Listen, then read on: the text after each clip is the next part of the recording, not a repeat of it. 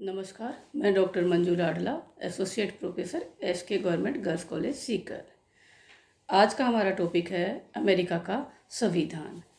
आज हम अमेरिका के संविधान की विकास यात्रा को देखेंगे। अमेरिका का संविधान यूँ तो देखिए 1787 में बना था। 1788 में राज्यों द्वारा इसका अनुसमर्थन किया गया था और 1789 से ये लागू किया गया था। लेकिन अपन ये देखेंगे कि ये किस तरह से इसकी विकास यात्रा चली और किस तरह से इसका निर्माण हुआ।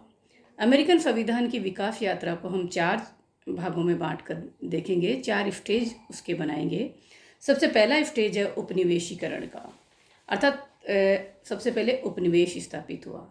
दूसरा चरण आएगा उपनिवेशों की स्वतंत्रता और तीसरा चरण होगा राज्यमंडल और चौथा चरण होगा नए संविधान का निर्माण करना।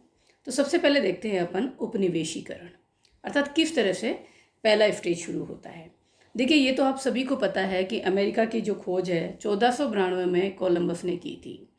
उसके पश्चात वहाँ पर यूरोपीय देशों के लोग वहाँ पर जाकर बसने लगे, रहने लगे और उनमें सबसे ज़्यादा जो संख्या थी वो ब्रिटेन वासियों की थी।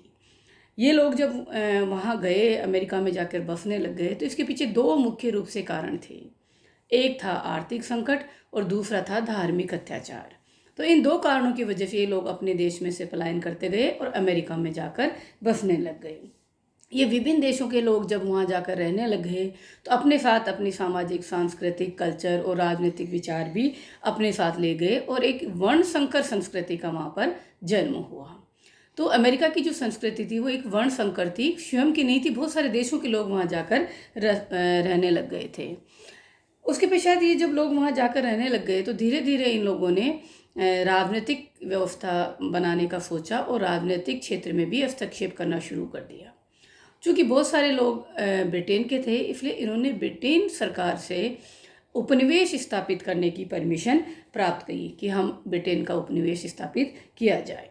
और 1775-76 तक आते आते ये 13 उपनिवेश हो गए और ब्रिटेन से स्वतंत्र ब्रिटेन के उपनिवेशों के रूप में अमेरिका की स्थापना हुई। ये जो उपनिवेश थे वो अपने आंतरिक मामले तो स्वयं करते थे, डील करते थे, लेकिन इनके जो बाहरी मामले थे, विदेश संबंधी मामले, वो ब्रिटिश सरकार के द्वारा डील किए जाते थे। तो पहले चरण में सबसे पहले कोलंबस के द्वारा खोज किए जाने के पश्चात ब्रिटेन का उपनिवेश हुआ करता था अमेरिका, अर्थात ब्रिटेन के उपनिवेश के रूप में जाना जाते थे। 13 उपनिवेश थे अलग अलग। दूसरा चरण होता है इन उपनिवेशों की स्वतंत्रता। जब ये उपनिवेश बन गए तो धीरे धीरे ये जो उपनिवेश जो थे वो लोग ब्रिटिश सरकार से भी आज़ादी की मांग करने लग गए कि एक नया देश बनाने की आज़ादी की सोच इनमें डेवलप हुई। तो उन्होंने ब्रिटिश सरकार से स्वतंत्रता के लिए प्रयास शुरू किए। उधर दूसरी तरफ ब्रिटेन की जो आर्थिक स्थिति थी वो खराब होने लग गई थी, अर्थव्यवस्था चरमरा गई थी। अगर आपको ध्यान हो, 1757 से 1763 तक ब्रिटेन और फ्रांस के बीच में एक सप्तवर्षीय युद्ध हुआ था। उसके पश्चात ब्रिटेन की स्थिति थोड़ी खराब हो गई थी। तो ब्रिटिश सरकार ने क्या किया कि इन उपनिवेशों पर कुछ कर लगाने शुरू कर दिए ताकि उसकी अर्थव्यवस्था सही हो सके। तो और कुछ ऐसे कानून भी बनाए जो ब्रिटिश सरकार के हित में थे और इन उपनिवेशों के लिए सही नहीं थे। तो उपनिवेशों ने इनका विरोध किया। उपनिवेशों का ये मानना था कि चूंकि ब्रिटिश सरकार में हमारा कोई प्रतिनिधित्व नहीं है तो बिना प्रतिनिधित्व के कर नहीं के सिद्धांत के आधार पर इन्होंने विरोध किया। परिणाम स्वरूप ब्रिटिश सरकार ने दमनकारी नीति अपनाई।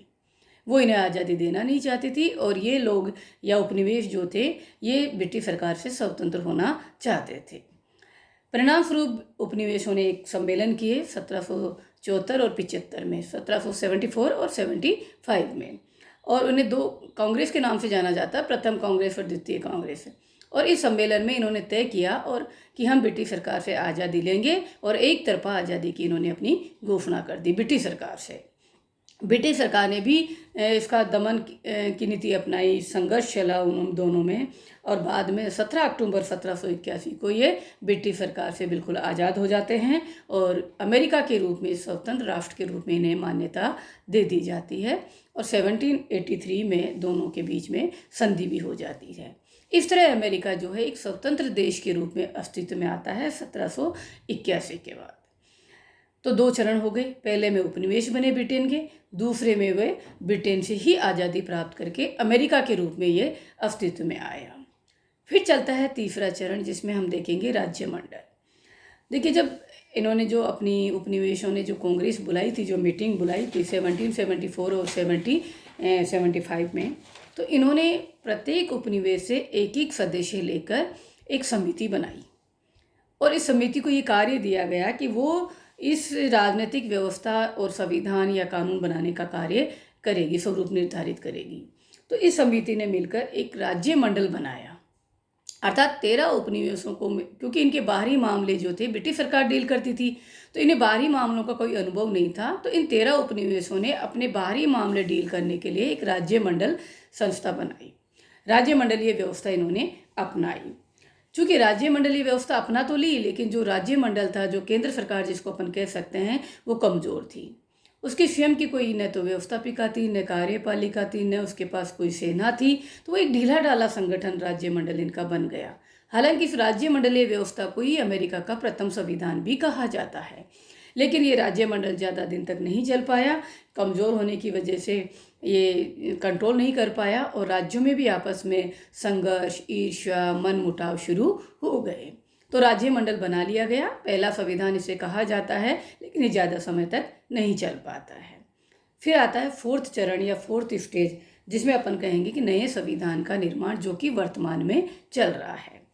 जब राज्य मंडलीय व्यवस्था ज़्यादा नहीं चली और अमेरिका के जो राज्य हैं उनमें गृह युद्ध की स्थिति पैदा हो गई, तो ये महसूस किया जाने लग गया कि वहाँ पर जो है केंद्र सरकार शक्तिशाली हो, अर्थात मजबूत केंद्र सरकार की आवश्यकता महसूस की जाने लग गई।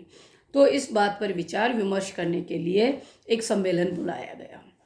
सम्मेलन में सभी उपनिवेशों के 53 प्रतिनिधि और 2 मनोनीत प्रतिनिधि, इस तरह से कुल 55 प्रतिनिधियों ने भाग लिया और अमेरिका के फिलाडेल्फिया स्थान पर यह सम्मेलन बुलाया गया, इसलिए इसको फिलाडेल्फिया सम्मेलन के नाम से भी जाना जाता है। इस सम्मेलन में जो नेतृत्व तथा जॉर्ज वाशिंगटन ने इसका नेतृत्व किया और उन्होंने एक नए संविधान बनाने का तय किया और एक नए संविधान की रूपरेखा निश्चित की गई। 17 सितंबर 1787 को इस नए संविधान का स्वरूप निर्धारित हो गया। इस सम्मेलन के जो प्रतिनिधि थे उनके द्वारा निश्चित कर लिया गया। जब इसका स्वरूप निश्चित हो गया तो उसमें एक प्रावधान किया गया था कि 13 में से कम 9 राज्य जब इस का समर्थन कर देंगे इस स्वरूप का, तो ये संविधान लागू हो जाएगा। तो सन 21 जून 1788 में 9 राज्यों ने जो शर्त थी उसके अकॉर्डिंग उसको स्वीकार कर लिया गया और 4 मार्च 1789 को अमेरिका का ये नया संविधान, जिसको कि अपन अभी पढ़ेंगे, वो लागू कर दिया गया। और वही संविधान अभी आज तक चला है। तो देखिए 1787 में ये बना था, 1788 में इसका अनुसमर्थन किया गया और 1789 में ये संविधान लागू किया गया था। अब स्थिति ये हो गई कि इसमें 27 संशोधन हो चुके हैं और राज्यों की जो संख्या थी वो 13 से 50 हो गई है, लेकिन संविधान वही चला आ रहा है, वही वर्तमान में काम कर रहा है। इस तरह अमेरिका का जो संविधान है उसकी विकास यात्रा 4 चरणों में से होकर गुजरी है। सबसे पहले उपनिवेश बने वहाँ पर, फिर उपनिवेश के बाद उपनिवेशों ने आज़ादी लेकर अमेरिका का नया नाम स्वरूप निर्धारित किया। तीसरे में राज्य मंडल बनाया गया और चौथे में राज्य मंडलीय व्यवस्था का अंत करके नया संविधान बनाया और इस संविधान के तहत संघात्मक व्यवस्था वहाँ पर अपनाई गई। अगर हम देखेंगे तो अमेरिका का जो संविधान है प्राचीन लिखित संविधानों में गिना जाता है। संघात्मक व्यवस्था का बहुत ही अच्छा मॉडल माना जाता है। कठोर संविधान है, न्यायिक सर्वोच्चता का सिद्धांत अपनाया गया है, शक्ति पृथक्करण का और नियंत्रण एवं संतुलन का सिद्धांत वहाँ पर अपनाया गया है। राष्ट्रपति ये प्रणाली वहाँ पर अपनाई गई है। इन सबको अपन अगली क्लास में देखेंगे। आज अपन इतना ही रखेंगे। अगली क्लास में फिर अमेरिका के संविधान की विशेषताओं पर अपन चर्चा करेंगे। तब तक के लिए नमस्कार, धन्यवाद।